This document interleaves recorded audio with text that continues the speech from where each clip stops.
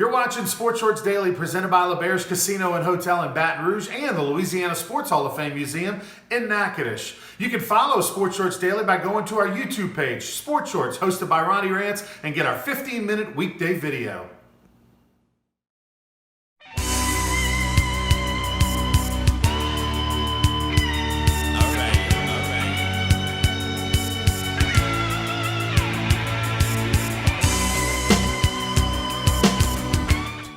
Welcome, everybody, to Sports Shorts Daily. Ronnie Rantz alongside Tommy Krysan. We're presented by the good folks over at LeBear's Casino. Hope everybody's having a wonderful Friday as we've got football weather in effect.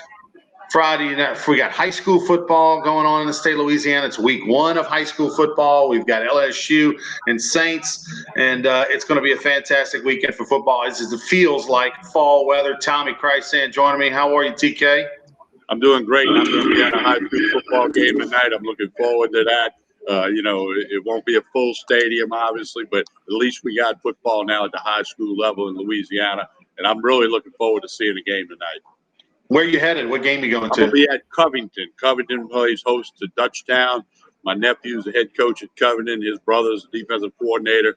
A lot of kids play for Dutchtown that I've coached in baseball down in Ascension Parish. I'm close to a lot of those families. So I'll be on the sideline in Covington tonight.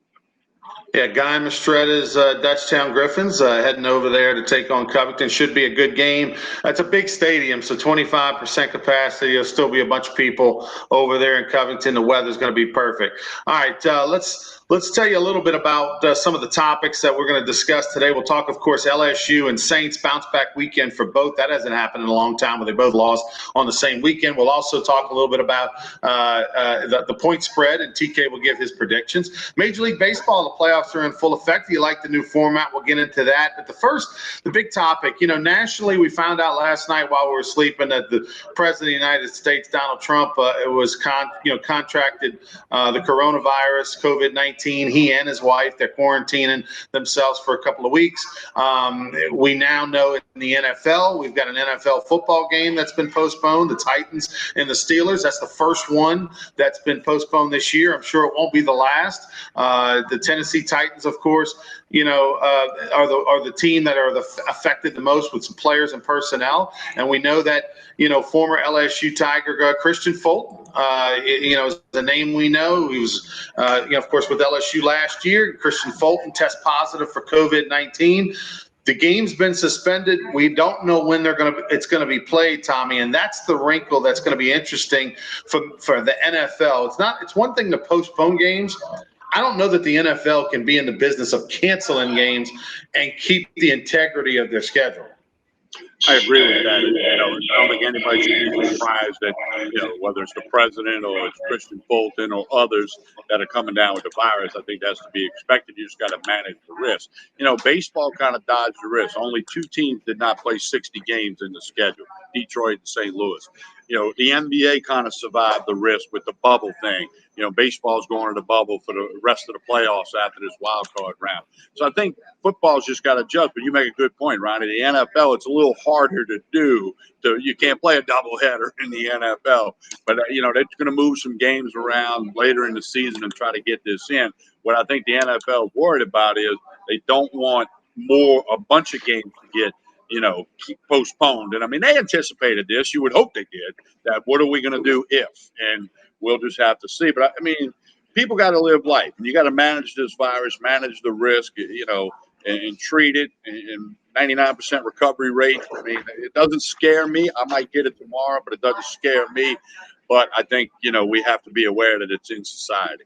Well, the thing is, the NFL to me, TK, has two options. They can either just say, hey, whoever's affected, whoever doesn't show up on Sunday gets the loss, right? Let's say that between the Titans and the Steelers have no cases and the Titans do, then it counts as a forfeit. That's one way you could do it. The other could be if you cancel the game entirely, and there's no room in the schedule to just all right, we're going to pick up, we're going to move it to the back end. The NFL schedule is not set up that way like college football did, like the SEC did, where they built in a couple of bye weeks and they could maybe potentially move some games around. The NFL is not like that. So if you're going to not just push it back a day or two or three, because they were supposed to play Sunday. Well, play Monday, play Tuesday, heck, play Wednesday and adjust maybe a game for them the next week or something.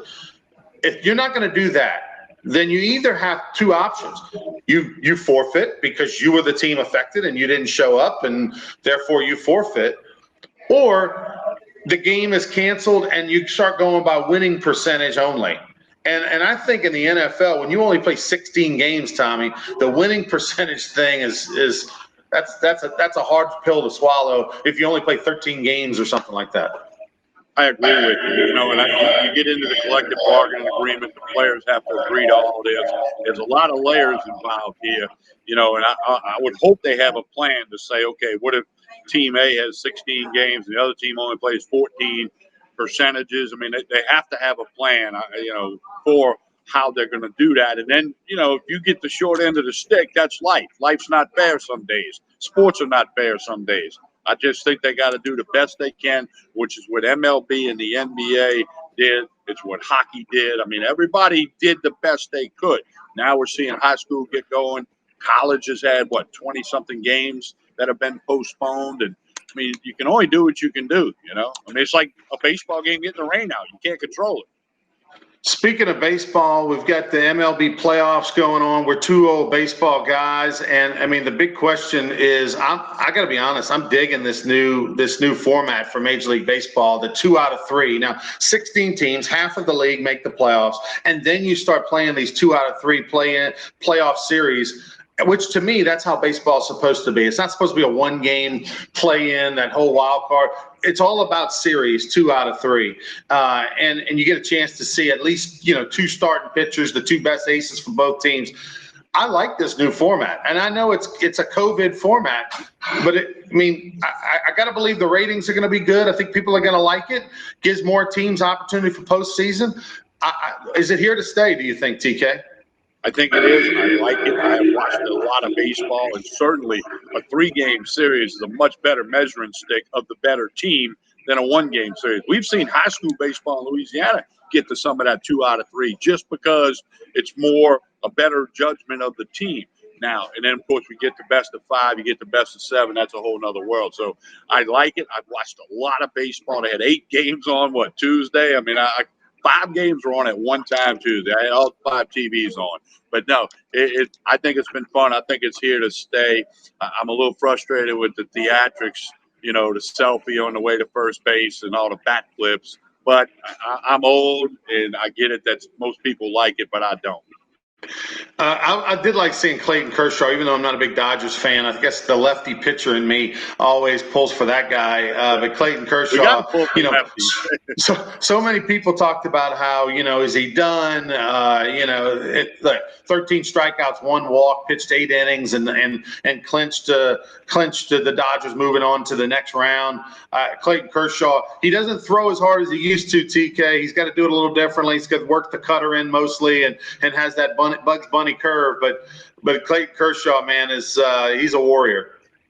Yeah, he's cool to watch. I'm like you. I always pay attention to those lefties. You and I both 2 former lefties, and you were a hard thrower. I was a junk, break, change up, slot curveball guy, and we both, found ways to try to get people out. But I do like Kershaw. He's tough, and a lot of really good pitchers in Major League Baseball. TK, we're presented, Sports Source Daily, presented by LeBare's Casino. I know you're here on behalf of Tremonti's Meat and Seafood. Tell the good folks about Tremonti's. Well, right now, the big meat sale, they do something every week. It's got the Chairman's Reserve whole ribeye, the whole loin. It's on sale, unbelievable price. Of course, if you're watching the LSU Vandy game, they can take care of all your catering, everything you need. They got the home gating packages with the ribeye rolls, the shrimp rolls, the sausage. They can put it together for you, whether you got 4 people, 10 people, 30 people. It does not matter. Also, Tremonti's very big on the bust breast cancer. They've got one of their bras in the votings at the Women's Hospital.org/BBC. I got the pink shirt on today. They got pink hats here at Tremonti's. Tremendous meat, seafood, sausage, all the trimmings, daily lunch specials. Good meat ain't cheap. and cheap meat ain't good. You got to get to Tremonti's Meat and Seafood. Be sure to follow them on Facebook and Instagram. They're amping all that up now. I had picked video of them cooking jambalaya yesterday on Instagram. I mean, that's how you got to do it. And then stop by here on Jefferson Highway, right down the street from Parkview Baptist Church and School. Catering, I mean, you name it, they got it at Tremonti's Meat and Seafood. Right, they just brought in a 100-pound pumpkin. Is in here. 100. I mean, it's like the biggest thing I've ever seen. It's a pumpkin. But so no, they have fun. A lot of great people here, Mike and the staff. Tremonti's Meat and Seafood. Connect on Facebook and Instagram. By the way, high school football and action. You mentioned Parkview Baptist last night. One of the first games in the Baton Rouge area was Episcopal. They pounded Country Day out of Metairie, and a Travis Bourgeois squad, an old baseball guy himself, who's been the football coach for over 20 years at Episcopal, and he pulls double duty. He's been the baseball coach there too the last about 5 years, which is crazy.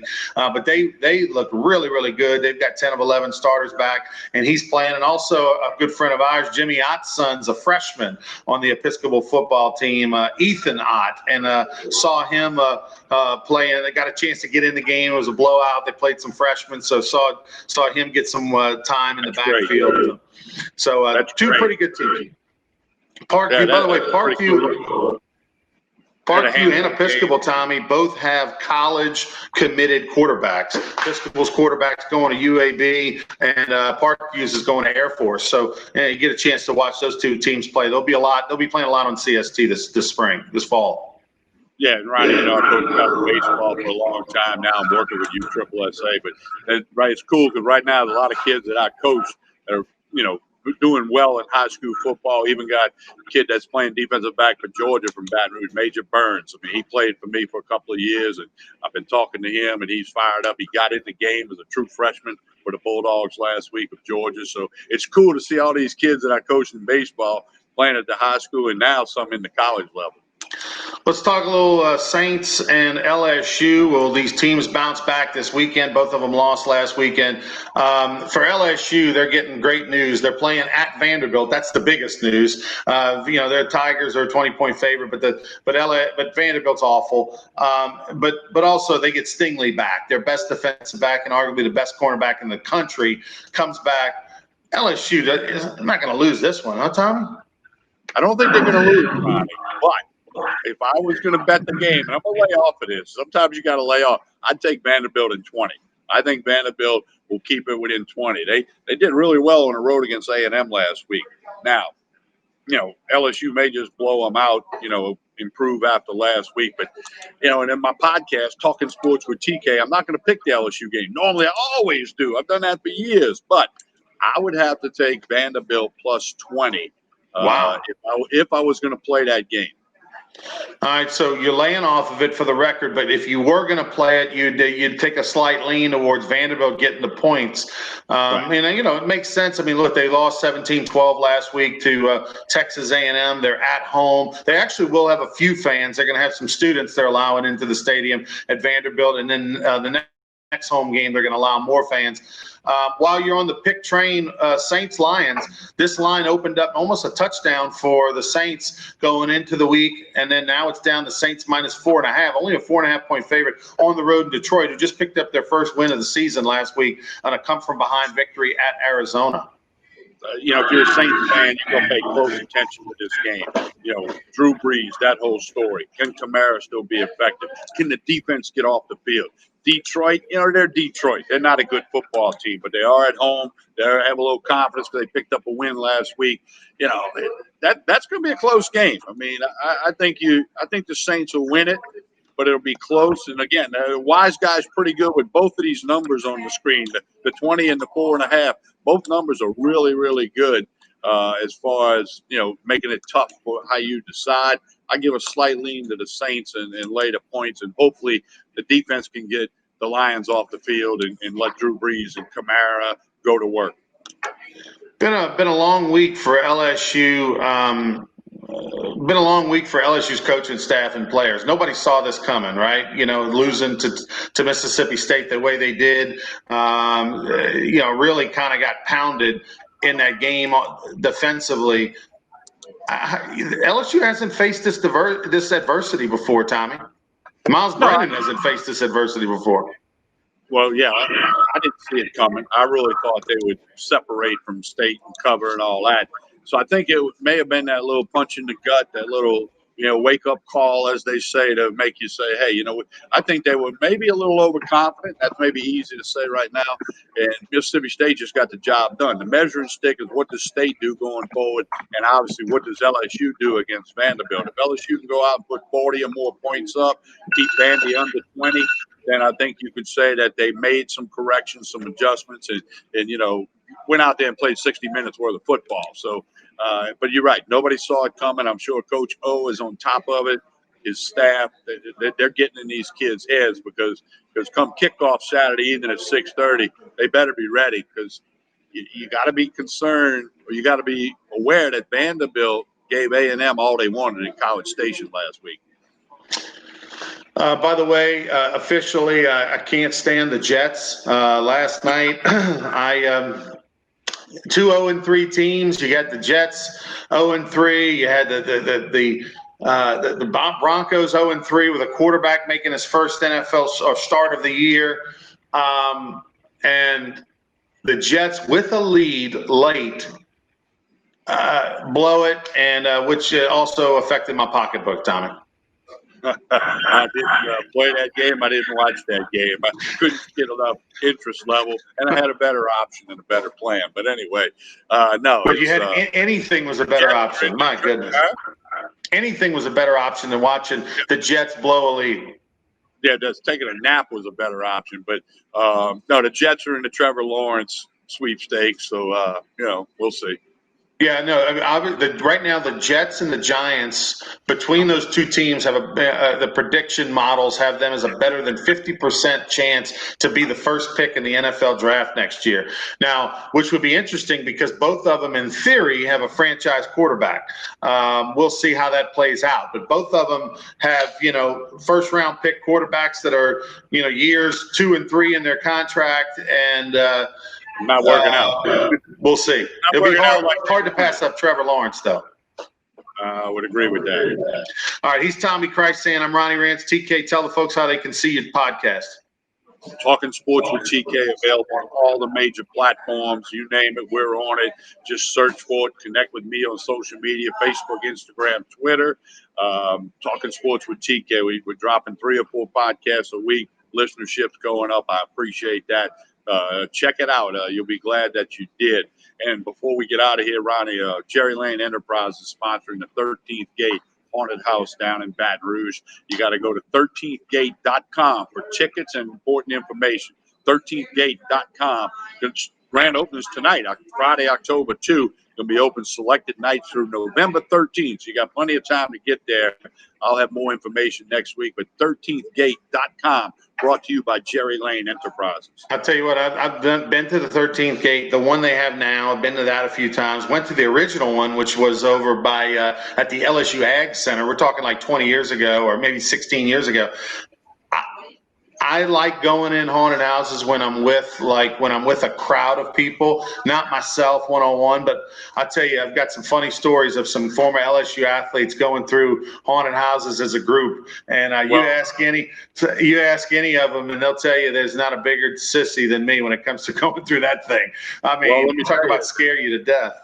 The 13th Gate is one of the top haunted houses in the nation. It's Louisiana's ultimate haunted house. This is like a Hollywood script thing. I mean, it's a big time production behind the door. This is a major production, Hollywood style. If you like haunted houses, 13thgate.com. Yeah, a lot of fun. One time I went through there and the manager of it knew who I was, and he got on the radio and he told everybody, like, hey, the guy in the blue shirt, his name's Ronnie. And so the monsters were jumping out of the walls yelling, like, where's Ronnie? You know what I mean? Talk about freak you out. I was looking for the exit in a hurry.